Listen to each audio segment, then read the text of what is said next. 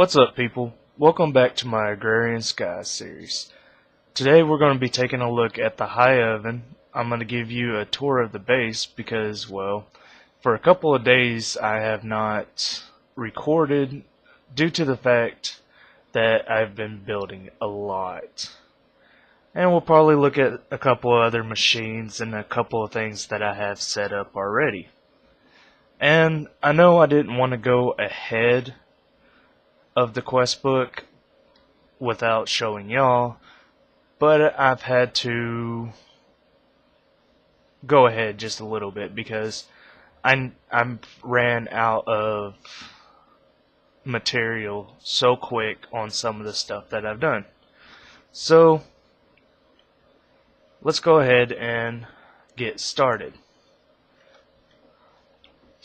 So as you can see, I've pretty much already built the high oven because I was trying to figure out how exactly it worked. But to make it, it's fairly simple. All you gotta do is put cobblestone into your smeltery, and it will make seared stone. And with that seared stone, you put a brick in there, and then you pour the seared stone on the brick to make Scorched Brick. Now, you need quite a bit of this to make, well, this one in particular. It's really a 3x3, but I went ahead and added a few more levels, and there's a reason behind that. If you come around here on the back, you can see these scorched ducks. And all this is it makes it easier to automate it. And I'll explain these symbols here in a second. And you may be wondering why this bottom part is like this. Well, I'll show you that here in a second. So anyways, so as you can see in here, if you put gunpowder, redstone, and sand in the high oven, let's make sure we got some iron. Let's get some iron going real quick. Once this temperature rises high enough, it can take the iron. Let me grab it.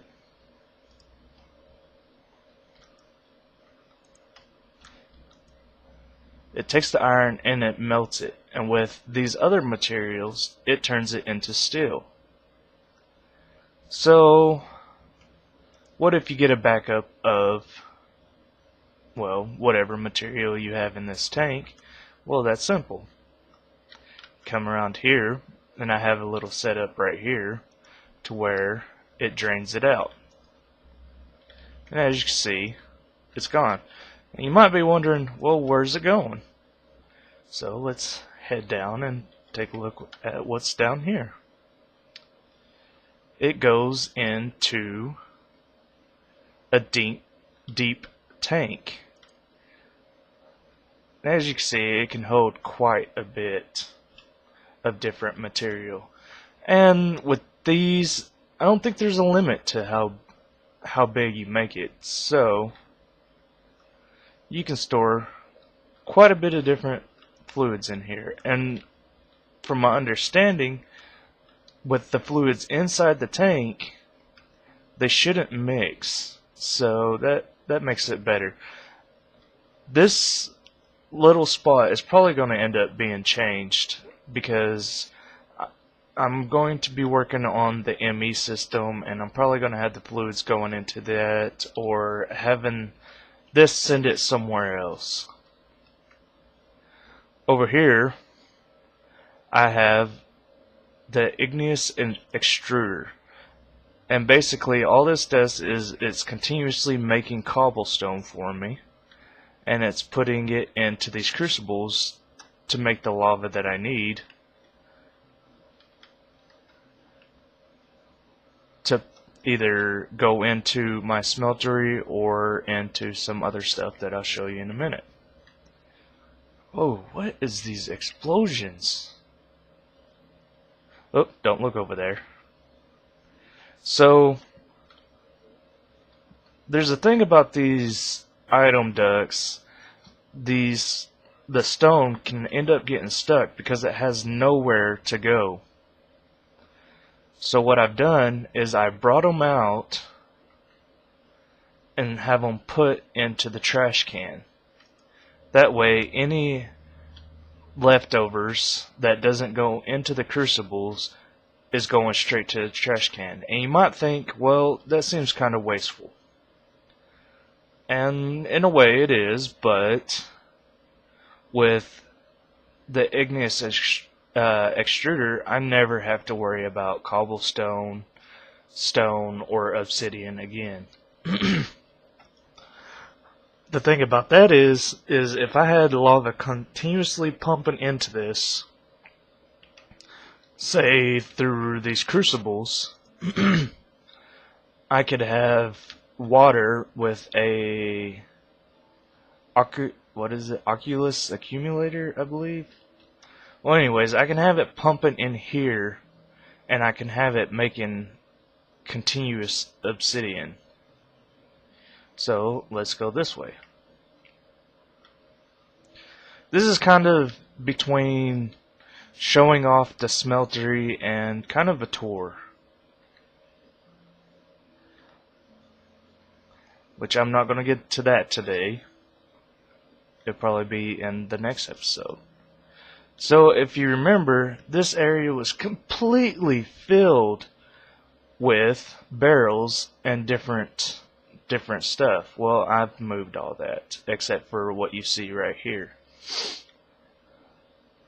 And the reason behind that is because now I have another igneous extruder, and what it's doing is it's doing the same thing. It's making cobblestone.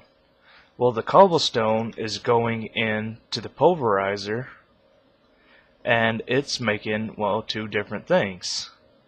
Because when cobblestone goes into a pulverizer, it has a chance of making sand, and it's making gravel. Well, up here, I have the sand going in, and over here I have the gravel.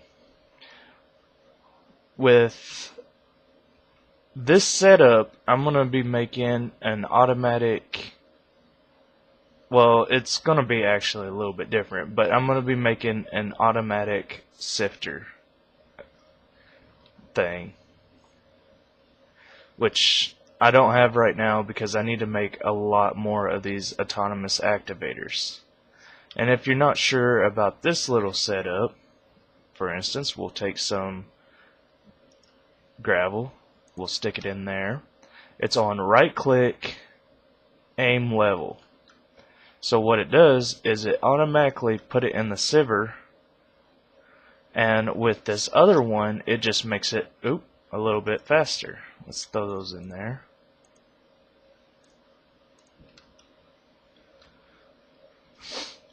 So as you can see, I'm going to make several of these autonomous activators on one sieve, and that will probably be in a later episode. Okay, so last time we were talking about making animals, and I've added just a little bit more than what was here, because right here in this square was where I was going to breed, well, not really breed, but have animals spawn in. And well, it worked. So then I moved them over here into this little area. And as you can see, I have a cat problem, because over here is a jungles biome. And well, there's something I want to do with this, and I don't want to talk about it right now. But as you can see off over there in the distance is another island. Well, the reason behind that is we are going to do a couple of co-op plays and different stuff like that. And if you want to know who it is, his name is Elusive Beast, and he has his own YouTube channel. And we're just going to be doing a little bit together.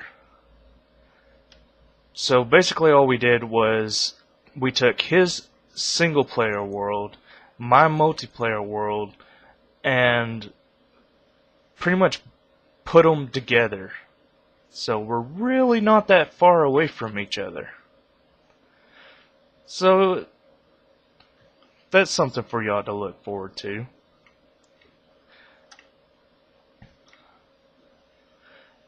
Now, while we're at it, I have completed a few of these, as you can see, compared to the last time.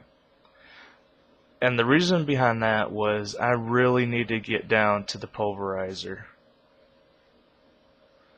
And yeah, so that's basically the reasoning behind that. But on the steel one, we have a couple of these to turn in, which this gives Scorched Bricks, and Graveyard, so we'll just take the Scorched Bricks as a reward. And we've made a deep tank, which I just showed you. So next, we might do the steel armor, maybe not the turbine, which now I'm kind of regretting it about sending the steel down the line. Which, truthfully, it's not that hard to get it back. As you can see, once it got hot enough, it turned the iron into steel. With this little lever, you can turn it off and it'll stop using up your charcoal. Which in this machine is basically what you need to use. You can use regular charcoal like this, or you can turn it into charcoal blocks, which is just 9 in a block. So let's go down here. I believe I don't have what I need. I need a Seared Faucet. I'll just borrow this one.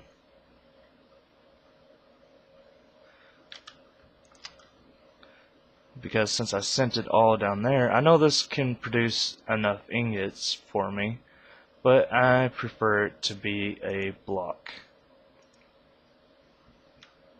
So as you can see, just like up there, you can have it pushed out into your casting base, and you can switch it up just the same. So say you got other liquids, you can just click it and it will change it.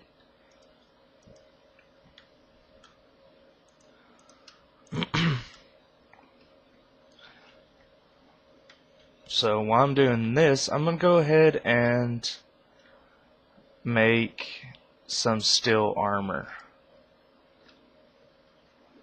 to complete that quest.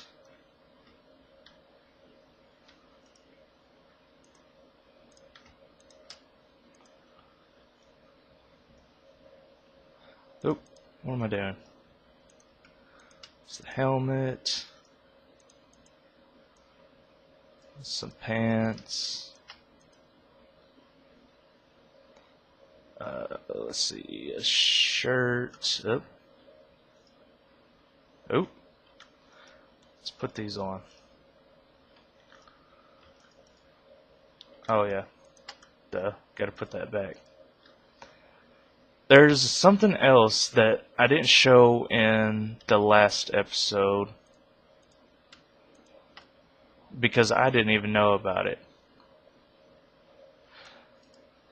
So if you remember the old pick that I had, it was made with wood. And what you can do here is you can take, say, a pickaxe head, and then you can put it over here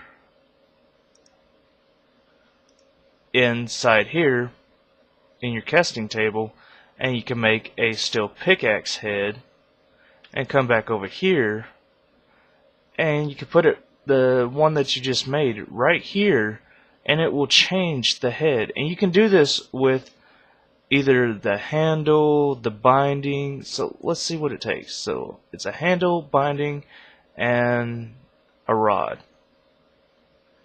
And you can switch it up each time. So say this is a steel head.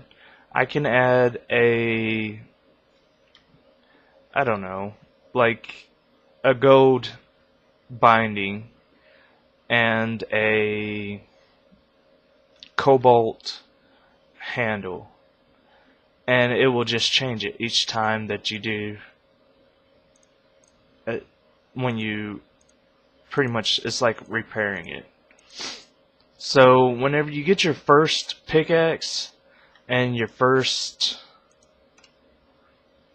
say, just axe, you can basically upgrade it. So it makes it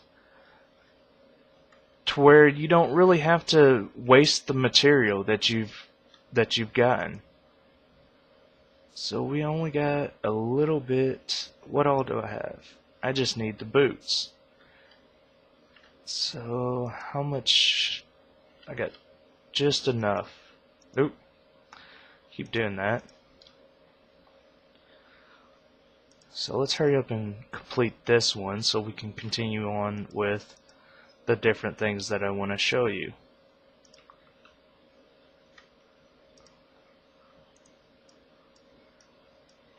And there's the boots.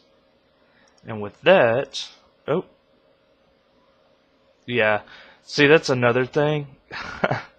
You can take the bricks, the seared bricks, and you can throw them. And if you're on, say, a PvP server, or a server that has PvP on it, you can basically knock people off, because the bricks have a knockback on them, and you can pretty much knock them off their island. Alright, so with that being said, we have completed one of the steel ones. Next time, I think we'll go ahead and do the steam turbine and the turbine house. That way we can be done with steel powered flight, which I don't know if it's going to open up. I don't know if it's going to open up anymore, but I don't know, we'll see. By the way, I have actually died a couple of times, and since we switched servers, a lot of the stuff that I've done isn't showing up in the books. So say, like, which one is it? Like in here, I have a pulverizer, which you've seen it, and I have a couple of these other things, but they're not showing up in that I've completed them. I've been having to manually detect them just to prove, well, not to prove, but just so that it will accept the quest. Okay, so the last thing I'm going to show you today, because I've pretty much explained how the boiler works, or not the boiler, it's a high oven, how the high oven works. Make sure you're using charcoal, not coal, because coal will not work. It doesn't recognize it as a pure form of fuel, I guess you would say. So anyways, so coming over here, as you can see, I have changed the way my mob spawn works. And just to say, if it wasn't for elusive, I would have probably not thought of this. So I have a couple of things in here. I have the spikes that they fall down on. I have another autonomous activator, which the sword is broken, so I need to fix it. So I can show y'all that before we leave. And basically with this, I have it set to where when they fall, the sword hits them, and it's like a player hitting them. And then, you can't really see it, but right there is a... what kind of hopper is that? Oop. It is a vacuum hopper, that's right. So when they fall and they die, it sucks out the items and takes them to certain places, which I'll show you here in a second. So the reason why I have this autonomous activator is to gain liquid XP. And with them just falling on the spikes, it doesn't count as player damage when the autonomous activator does. So when they land, they die from it. The vacuum hopper sucks up the XP orbs and then puts them into the tank, and you can eat it. So that's pretty cool to gain XP. Okay, so on the back side, I have it going two different directions. I have them going into filing cabinets and into barrels. And a lot of these barrels have the Oblivion upgrade, I want to say. Let's look it up. Upgrade. Let's see, there it is. Void upgrade, that's what it is. So once it hits its limit, it'll just start trashing all the rest. And I don't think any of these have hit their limit yet. No. So, and then with filing cabinets, it takes that ID number. So, as you can see, it says 30140. And it will place that item, which are leather boots, in this filing cabinet. And I have that for caps, bows. As you can see, I've got a lot of bows. Golden legs, and leather pants. And it only holds that one item. So you can't put like leather boots, leather tunic, and all that other stuff with it. And basically this is my overflow chest. And what it is it's giving me all the items that I need to make some more of these filing cabinets. Because this is all the stuff that mobs drop. And it's an insane amount of stuff that they drop.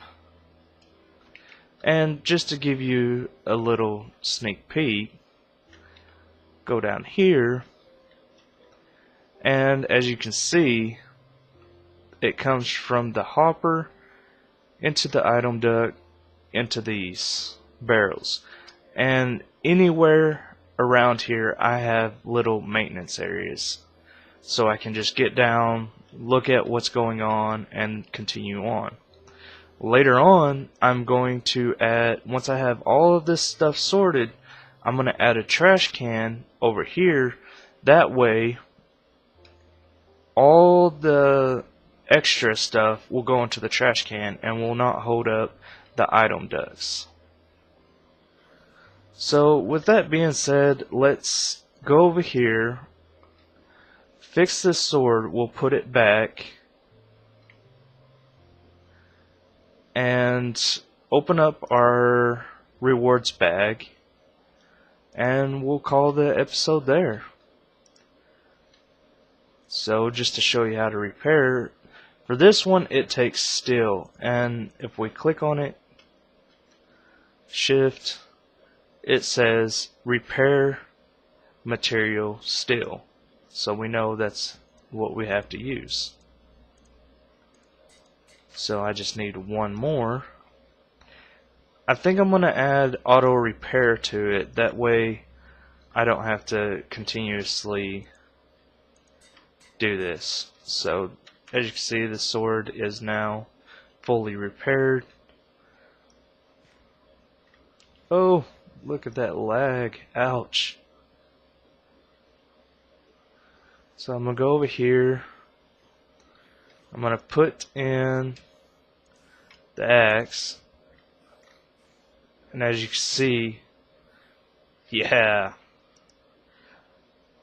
the sword actually cut them up a little bit, and I got some liquid XP for that. So we have a couple of reward bags, basic and good. We'll leave one good, and we'll open up 2 reward bags. And we got TNT, which is very good because pretty soon we are going to get into Thrumcraft. And we got some crappy stairs. I don't know. They don't look too bad. By the way, these are elevators and I love them. Yeah. I'll have these everywhere. And you might have noticed, I know I said I was going to end the episode, and I'm going to. But I want to show off one more thing.